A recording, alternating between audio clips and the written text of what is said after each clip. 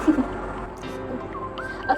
hello everyone, so I'm back with a new video. Welcome back to my channel. Okay, so untuk video kali ni, nak buat lain sikit daripada usual. Sebab recently, my genre ataupun my team punya video just simply book review. Tak book review, Shopee, kan?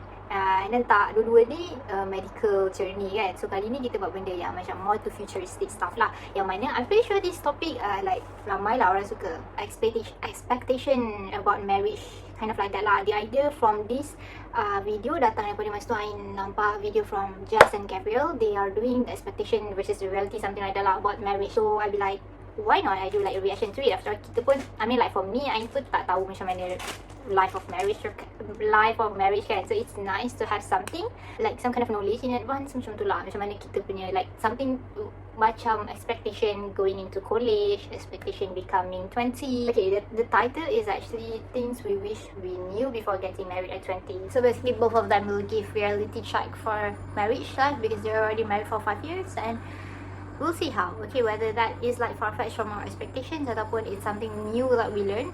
Good job. Thank you. You're welcome. We are about to celebrate our 5-year wedding anniversary. This is true. Good job. Okay. My first one is kind of simple. Yeah. It's not easy. You aren't always going to feel like you're on your honeymoon.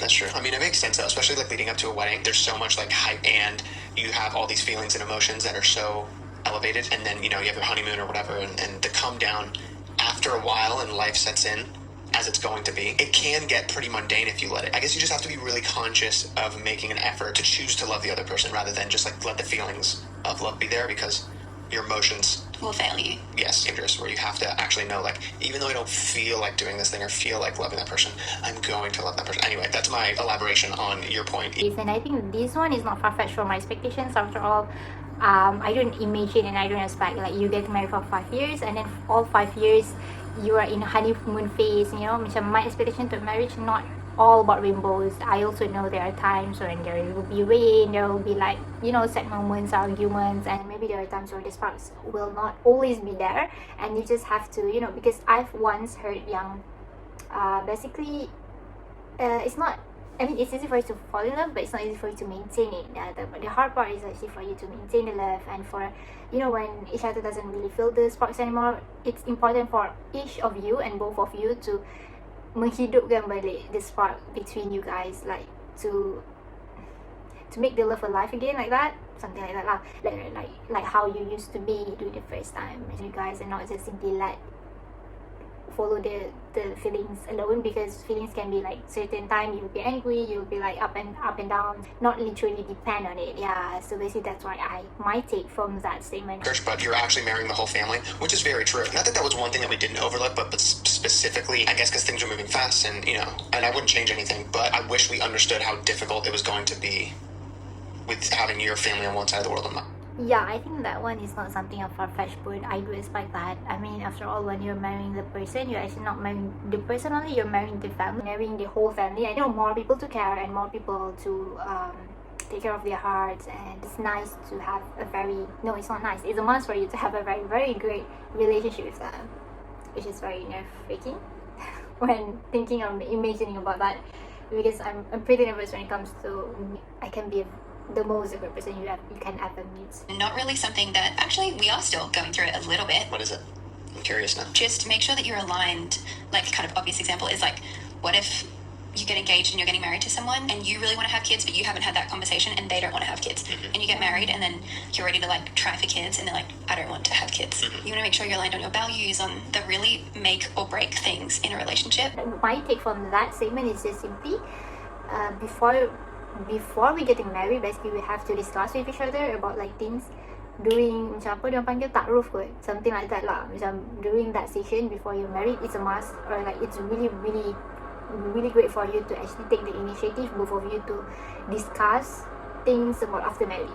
Macam, I pernah dengar nasihat ta'ruf tu sebelum you're getting married. It should be conversations about your marriage life, like the bills and how many kids and when do you guys want it and yada yada, those kind of important conversations, not as in macam just simply tanya benda-benda yang, like those kind of lovey-dovey conversations. That one they advise for us to move it after the marriage, but before the marriage we should focus on the important conversations, on the important our future stock and then goals and everything, that one should be discussed before marriage. And that's what I have heard once, and I still remember that advice.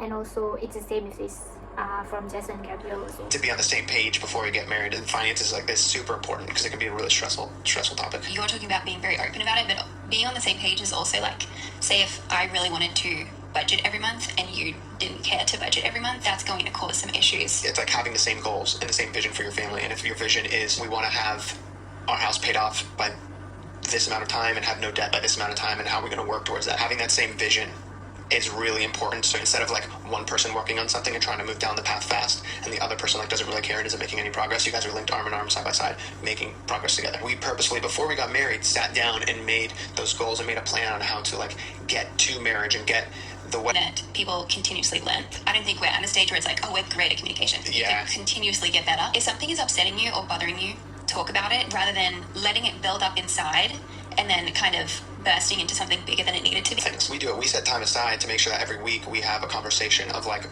where it's like an emotional check-in and where we're emotionally at. We come together and just speak to where our heart is and what we're feeling and what's going on inside of us, because sometimes those conversations just don't happen unless you're intentional about making them happen. This is something that I feel like Okay, this one is like, their statement is communication is a key, and I think that one is also something that I knew. It's not something that shocking, and it's one of my expectations too. After all, what I imagine about marriage life is there's something that I've heard one advice before, where before sleep, make sure that you guys can, clear up everything that you guys have had between each other, discuss, communicate in the bedroom before you guys go sleep, so that when you sleep, you're not sleeping with your heart feelings or any anger or sadness, so that like both of you confess to each other like anything that you're not agreeing or anything that you feel sad of.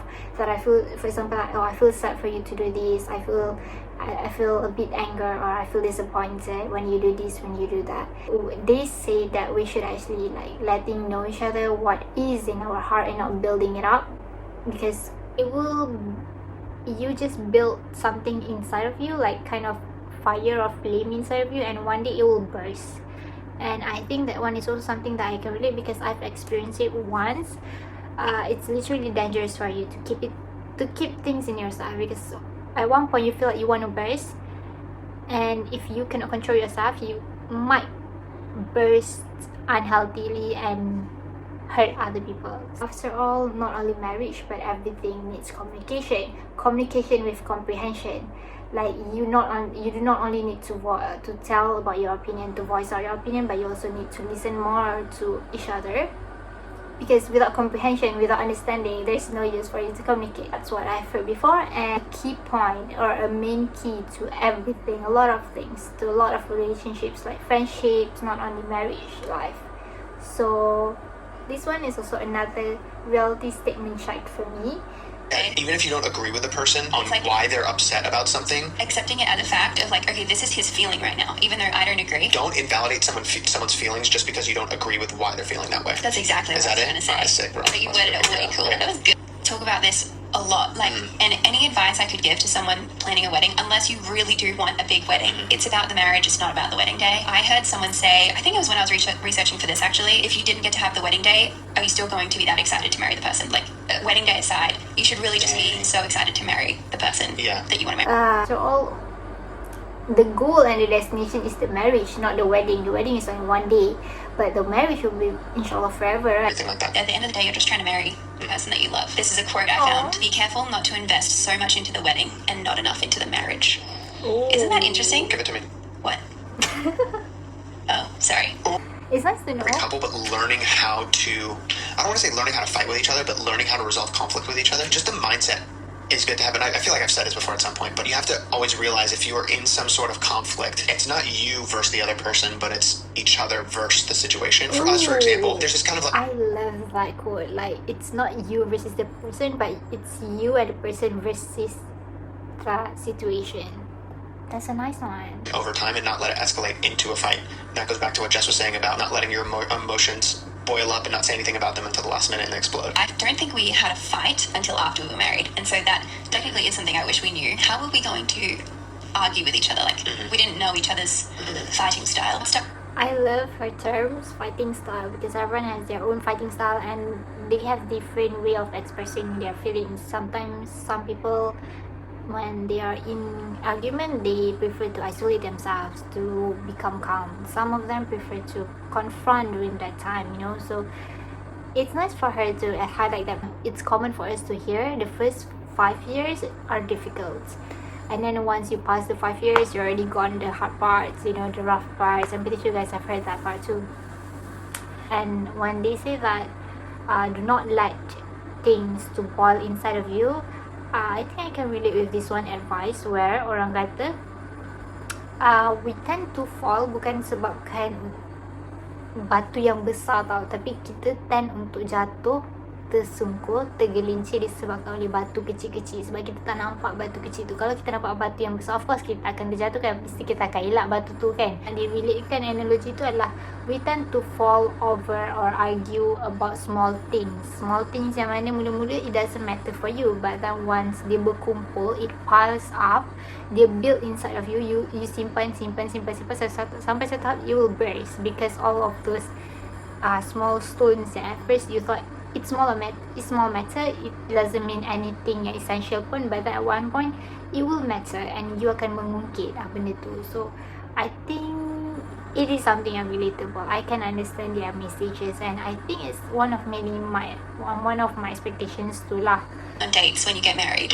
Yeah, that's self-explanatory. That's so do. Especially when you have kids, just please continue going on dates with each other. It's really important not to just like get used to being in the house. Like it's different going on an intentional date and spending time with each other. Also, especially if you work together or work in the house together or always around each other, you could be spending a lot of time together but not actually spending quality time together. And just really being intentional with not, I guess, getting those confused, that even if you're around each other, spending time together, spending quality time together, just the importance of that and making sure that you do it and carve out time in your schedule for that. My last one is already making me teary thinking about it. Really? Oh my gosh, you're like crying. I'm not crying. You're crying. You're almost crying. My last one is to just... Oh my gosh, what the heck? Are you good, babe? I don't even know what it is, and I'm like starting to tear up just watching you tear up. It's just to... Why? I did not expect to get emotional saying this. Is to cherish every moment. Oh. Oh my gosh.